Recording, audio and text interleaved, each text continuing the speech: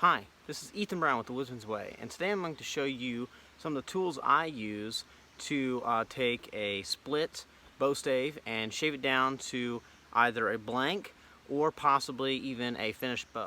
Okay, so one of the biggest problems with getting started making bows is the cost aspect of it, and we'll go over some of the costs of some of the tools and stuff, and also put some links in the description below so you guys can purchase these tools if you're interested.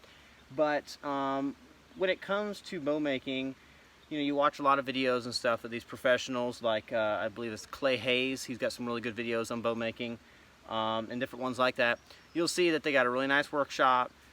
Even if they don't have super sophisticated stuff, they'll have, you know, a table, have a nice vise, you know, put the pads in between, put the thing out, you know, real open area so they can really work on that and that stave. And I personally don't have that space. You know, we have a vise, but to get that vise situated in the center of the floor, and then you have to screw the base down so it doesn't move on you and all that, it just seems like a lot of work. And in the future, that would be something, you know, I'd be interested in doing, but in the meantime, I'd still like to work on some bows. And so this is just kind of a simple system I've kind of worked out, and it works pretty good. It's pretty crude, it is.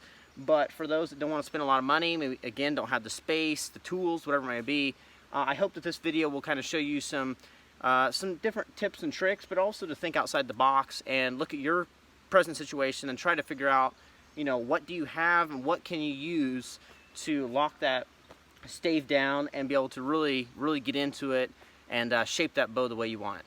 So let's go ahead and get this locked down. I'll show you how it's done.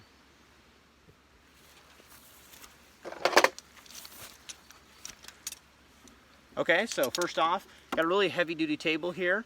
It's probably only about, I'd say about 2 feet off the ground. Obviously, not the best, but I'll show you a little thing I did just to get it up so that we can really put our weight into it. So I got 2 table clamps, and so what we'll do is we'll get our stave where we want it. As you can see, I've already been working on this side a little bit. It's not quite finished, so I'm going to go ahead and work outside again. Get it situated. We've got a board we're going to put across. And basically all you're doing is you're just clamping the 2 sides of the board down.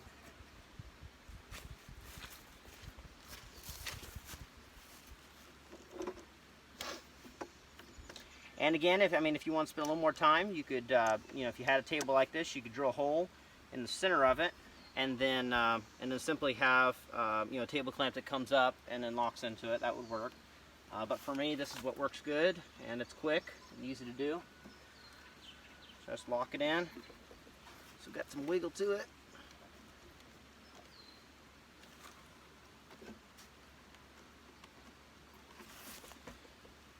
Seems to hold it fairly well. Alright, that should be good. And then a thing I found that helps me out a little bit is to take kind of a long board, tilt the table up, put the board under the lip of this table, which this table has a lip, so it makes it a little easier. Stomp it into the ground, and now I'm up here and I can really get into it, press that board or the stave right against my chest and really get into those shavings. So I'll go ahead and show you here. Whoop, wrong side. So you got something to push up against, and that board helps keep it up so you don't have to keep fighting it.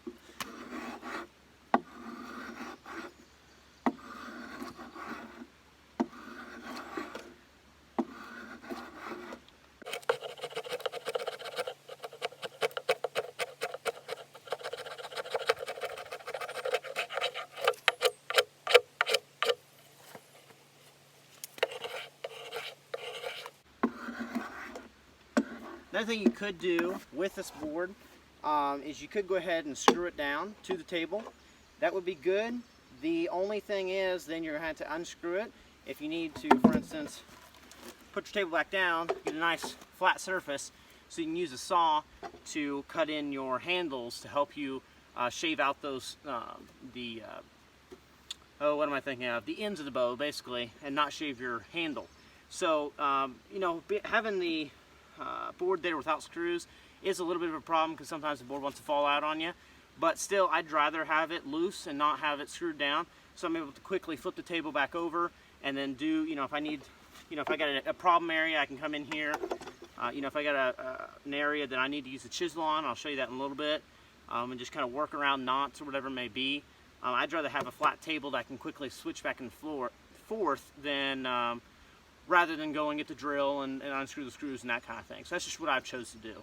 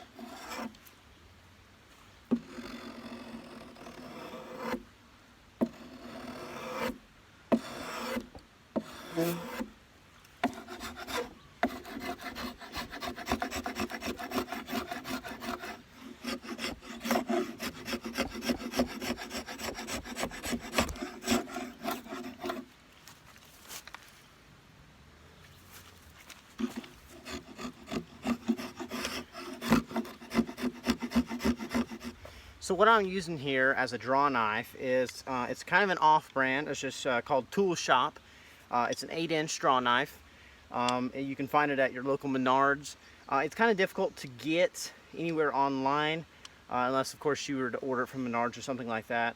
Amazon doesn't carry it. Most of Amazon's draw knives are a bit on the expensive side. You're talking a good upwards of between $23 and $30. Obviously that's the low end, and then you know you can go up to like $60 if you want to get a really good one. Personally, I like to stay on the cheap end of things. If it does the job, I'm happy with it, then I'm good with cheap.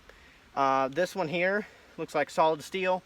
Does really well. I had to sharpen it once, and that was after doing almost a full bow and then doing a whole bunch of shaving on another bow of blank, and so it holds an edge really well.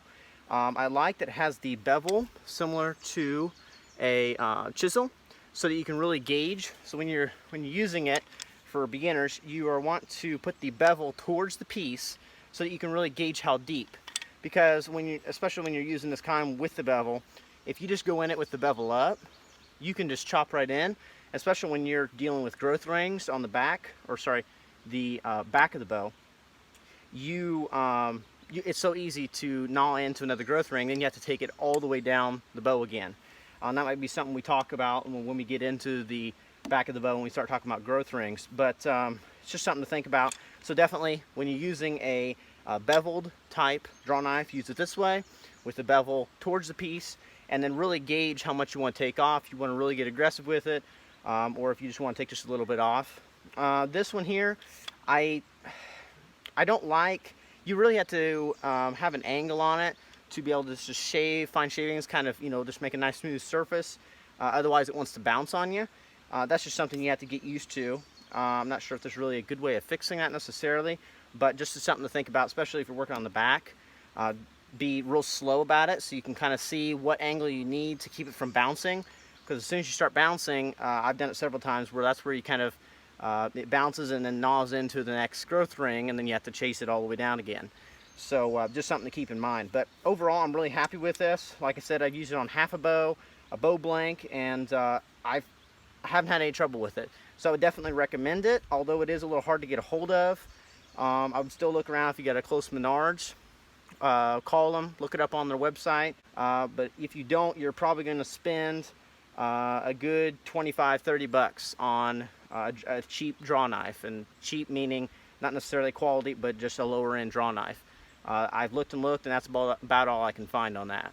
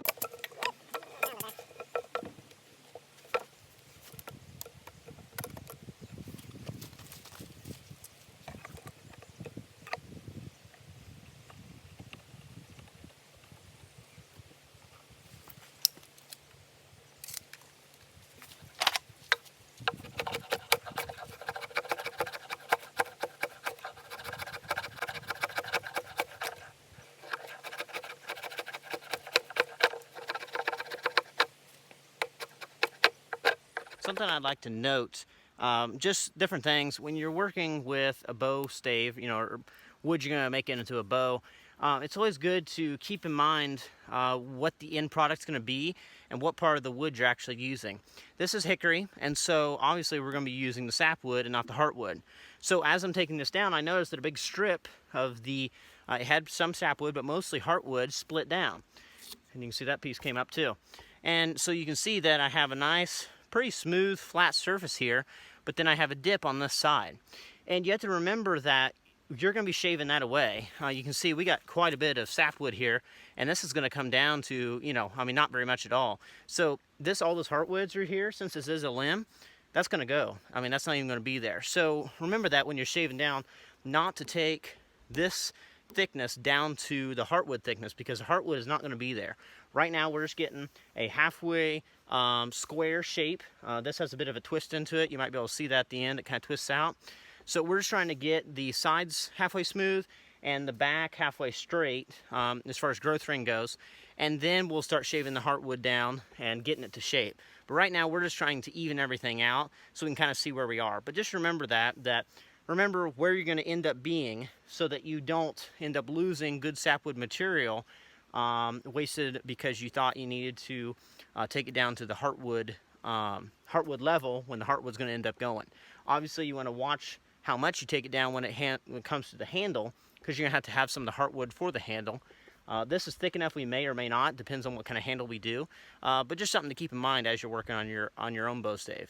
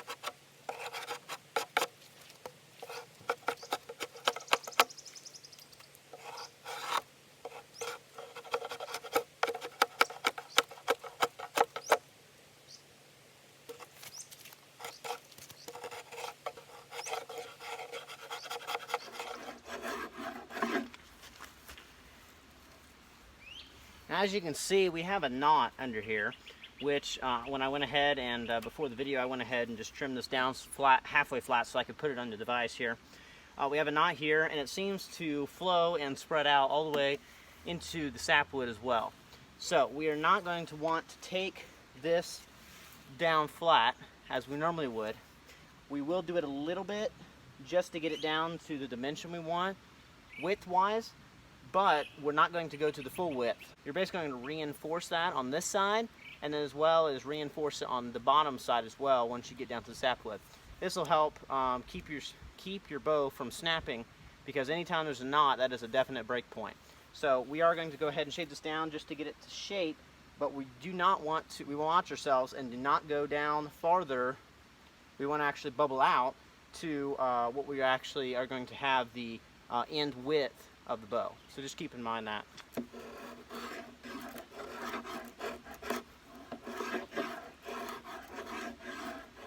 And by using your draw knife with the bevel down, when we're going over these, we're not, even if we're going to shave it down a little bit just to kind of get the general shape, we can easily, just by slightly tilting, we can go right over that. So take the same thickness off of this as off the knot, and then back down again. Versus trying to cut across, what it's going to do is this isn't going to move very well. The knot isn't, and so as soon as you hit that knot and you drop down, as you can see here, I got a little bit, it's going to want to jab in, which means you have to take more all the way off. So it's easier just to go ahead and slightly adjust it as you flow over the knot, so you don't have that problem.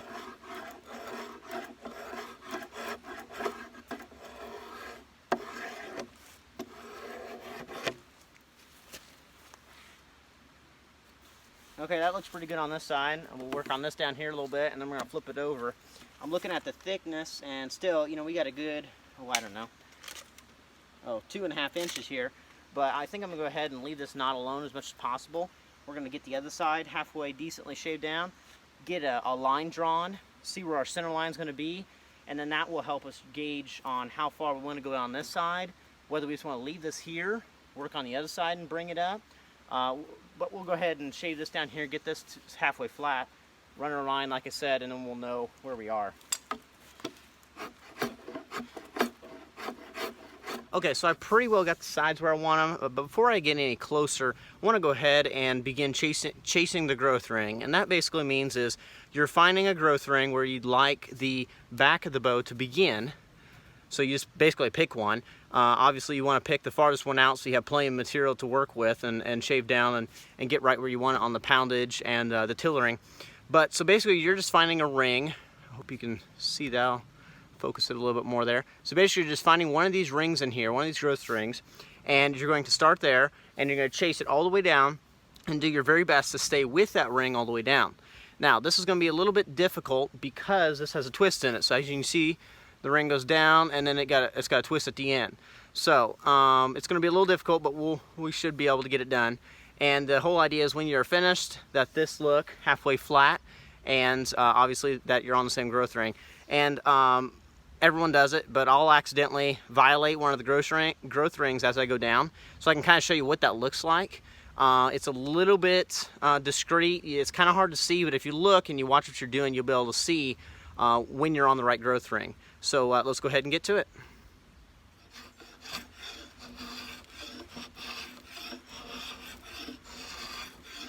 So the first thing I'm going to do is I'm just going to basically get it halfway flat, kind of take some of the bevel out of it.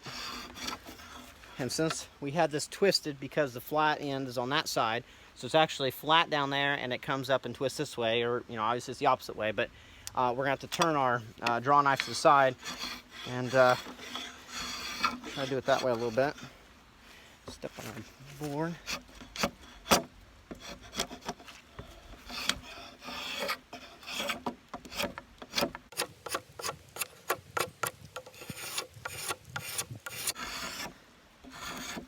Now, like I said, you do want to try to get as flat as possible, but you have to remember that trees are not flat, they are circular. Therefore, the growth rings, as we looked here, still do have a bit of a circular look to them. And these actually have a bit of a wave, but we should be able to kind of even all that out. So as you're doing it, you not only will make sure you carry the same growth ring down, but make sure you're hitting the same growth ring side to side. Now, like I said, these are mostly flat, so we shouldn't have too much trouble. But if you're chasing the growth ring on a smaller diameter tree, you want to make sure and be careful and make sure you stay with the growth ring on the sides.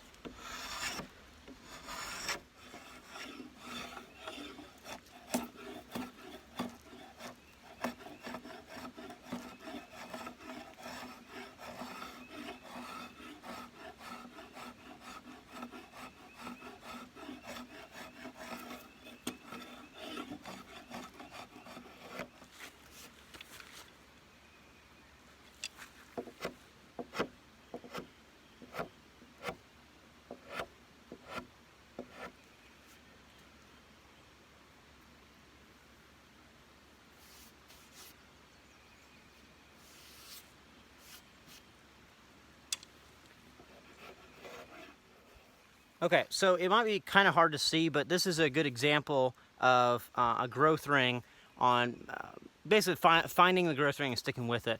So basically what we got here is, if you look, you can see that number one, it's bubbled up a little bit, which is another good way of telling. But if you look, this is quite a bit darker than this piece right here. And I don't know if you can see that. Let me try to focus it in a little bit here.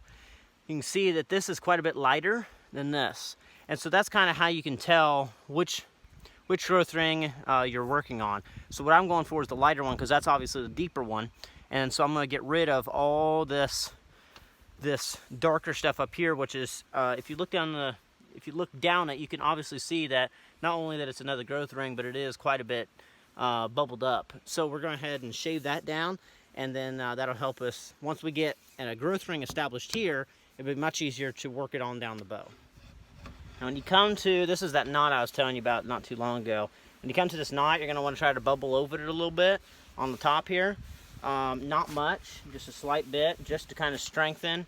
The whole idea is basically to put quite a bit around the knot, just to try to help support it.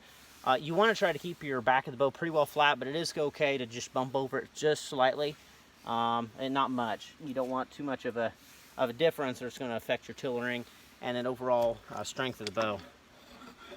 But you do want to follow that growth ring, and following that growth ring does mean you have to shave something around it and then follow it right over the hump. Alright, so we pretty well chased the growth ring down. Looks pretty good. There might be a few touch-ups I'll do as we go along in the process. But I'd say it's starting to get dark, so we're going to go ahead and finish up. One thing I want to mention, something I do, I don't know if it's necessarily necessary for you to do. Obviously, we always glue the ends with some kind of wood glue, paint, something like that, to make sure that there's no split out, that all the moisture escapes in the center. Don't want that split out, because then you're going to have to shorten your bow, and it's just more trouble. Something I do, don't know if it's necessary, but I will go ahead and glue around, because obviously as we're taking material off, we're losing the glue we had around it. I'll go ahead and glue those outsides again, because I don't want any mistakes. I don't want anything to change, moisture change or anything like that, and it to split out. So again, take it as your own risk. If you decide to not do that, I do it because I don't want anything to happen to this as it's drying. This was cut probably about 3 weeks ago, I would say. 3 to 4 weeks ago, and so it's still in the drying process. And as we get it worked down and really get it down to you know, either a blank or you know, getting close to a finished bow, then it'll really be able to start drying out because there'll be less material to go through. So that's just something I'm going to leave you with. I recommend going ahead and gluing, making sure the end's glued, and then go ahead and glue around it just to make sure all the moisture escapes in the center and you don't have any blowouts on the end.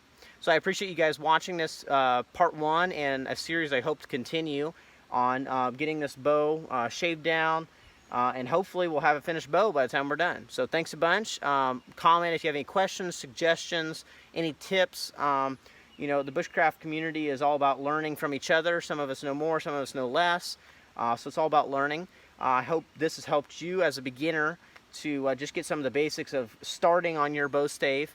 You know, get the rough shape brought out, and then in the next part in the series, we'll go ahead and get our mark, our string run down, get kind of a general shape, probably also go ahead and draw the bow shape out, and then we'll go ahead and start working the sides down to the correct width, getting the belly shaved down to the sapwood, we're going to leave the handle alone for quite a while towards the end, and then we'll move on from there. So thanks for watching.